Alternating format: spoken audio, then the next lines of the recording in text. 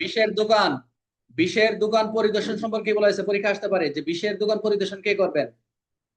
বিষের দোকান পরিদর্শন সম্পর্কে কি বলা রয়েছে, অর্থাৎ এখানে পিআরবি, একটা পিআরবি রয়েছে বিষের দোকান।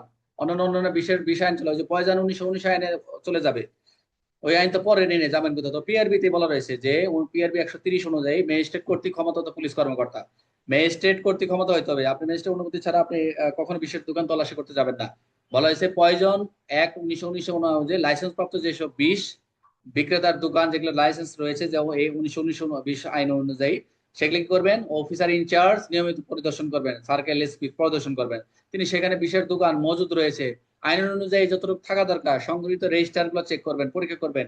প্রতিটি পরিদর্শনের ফলাফল দোকান রেজিস্টারের কর্মকর্তা মফস্বল ও ব্যক্তিগত ডায়েরিতে করতে হবে।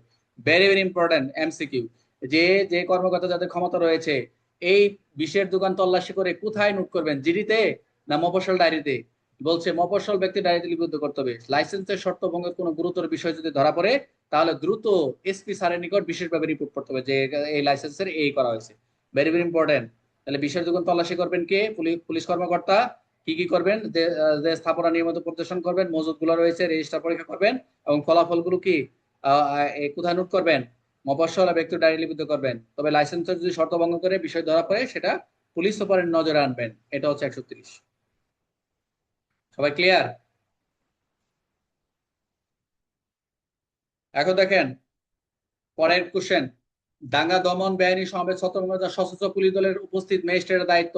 একটাই বিধি, সেটা 151 পরীক্ষা আসছিল গত আরো কয়েক বছর আগে, যে দাঙ্গা দমন করতে গেছেন, বেআইনি সমাবেশ করতেছে, সেখানে ম্যাজিস্ট্রেট উপস্থিত রয়েছে, সেই দলের সাথে উপস্থিত ম্যাজিস্ট্রেটের দায়িত্ব কি।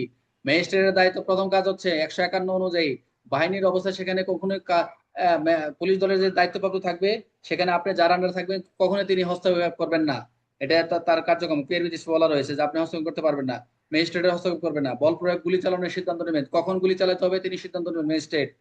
আমি পয়েন্ট করে দিচ্ছি, পয়েন্ট আকারে লিখলে চলবে। প্রয়োজনে বল প্রয়োগ গুলি চালানোর নির্দেশ দিবেন, যদি গুলি চালানোর নির্দেশ হয় তিনি নির্দেশ দিবেন।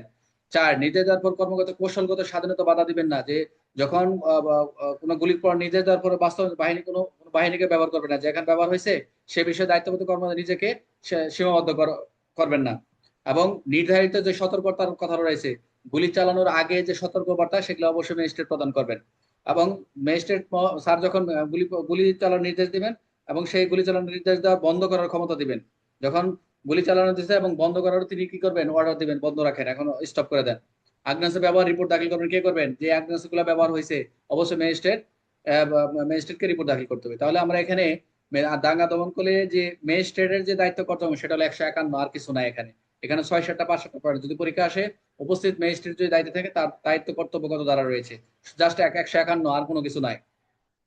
এখন আপনার কাজ, এখন আপনার কাজ যে দাঙ্গা দমনকালে সহস্রাত্মক নিয়োজিত সশস্ত্র দলের দায়িত্ব তো পুলিশ কোনো আপনার কাছে, এটা ভেরি ইম্পর্টেন্ট।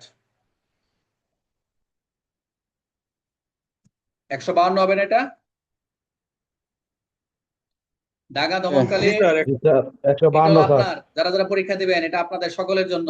আপনারা যেহেতু ইনচার্জ হচ্ছেন, পরবর্তী দায়িত্ব নিচ্ছেন, দাঙ্গা দমন বেআইনি সময় ছত্রভঙ্গ করার জন্য নিয়োজিত সশস্ত্র দলে যারা দায়িত্ব থাকবেন, যাদের অন্তর্ভুক্ত করা হবে তারা হচ্ছে পুলিশ কর্মকর্তা করণীয়। এখানে একটা কনস্টেবল থেকে আইজি পর্যন্ত একই কাজ।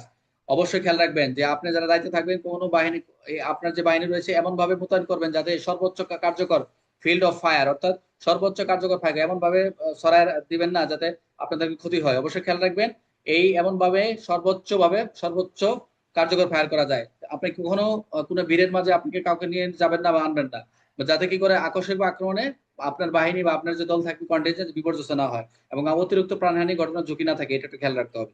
এবং আঘাত কমানোর জন্য দলকে ছড়িয়ে দিলে সেটি বেশি বিস্তৃত করা যাবে না।